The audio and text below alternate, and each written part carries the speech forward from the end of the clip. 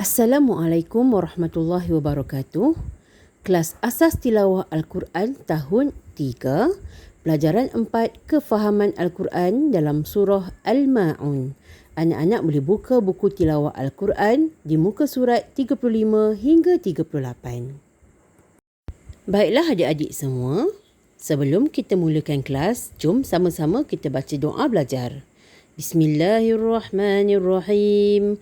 Allahumma aftah alaina hikmataka wanshur alaina min khazaini rahmatika ya arhamar rahimin. Amin. Baiklah, jom sama-sama kita fahami dan hayati bacaan surah Al-Ma'un dan terjemahannya. A'udzu billahi minasy syaithanir rajim. Bismillahirrahmanirrahim. Ara'aital ladzi yukadzibu biddin. Tahukah kamu orang yang mendustakan agama? Fadzalikal ladzi yad'ul yatim. Itulah dia orang yang menindas serta berlaku zalim kepada anak yatim. Wala yahuddu ala ta'amil miskin. Dan tidak menganjurkan atau menggalakkan untuk memberi makanan kepada orang miskin.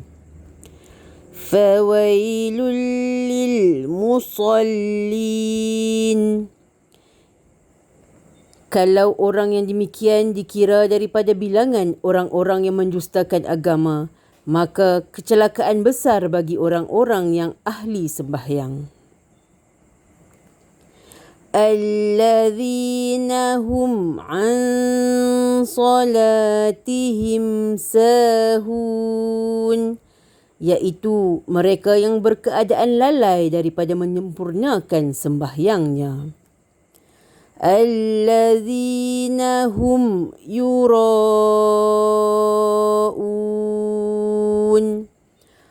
Orang yang riak atau menunjuk-nunjuk dalam ibadah dan tingkah lakunya.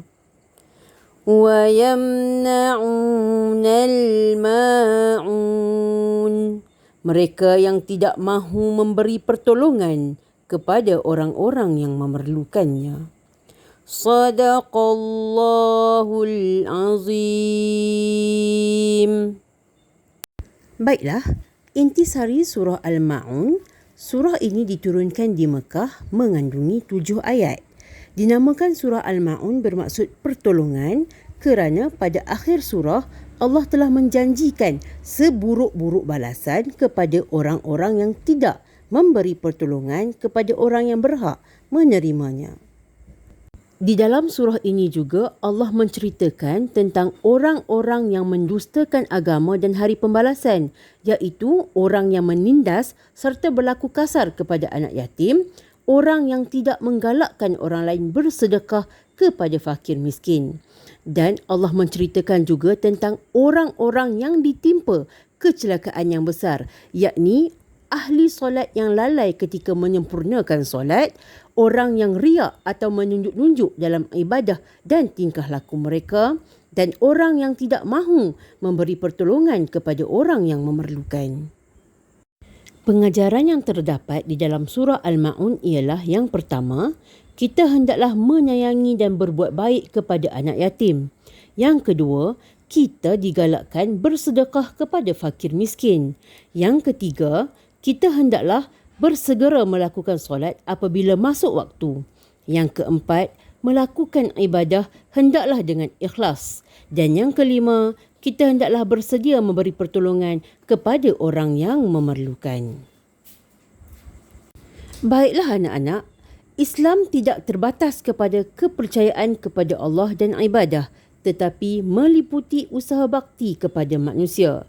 Allah menyuruh kita ikhlas dalam beribadah, berbuat baik kepada orang miskin, menyayangi anak-anak yatim, memberi pertolongan kepada orang yang berhak, dan Allah tidak suka kita berlaku zalim kepada anak yatim. Kita riak dalam beribadah, kita menghalang orang yang hendak memberi makan kepada orang miskin dan lalai dalam mengerjakan solat. Semoga kita menjadi hamba Allah yang beriman dan yang dikasihi olehnya, insya-Allah.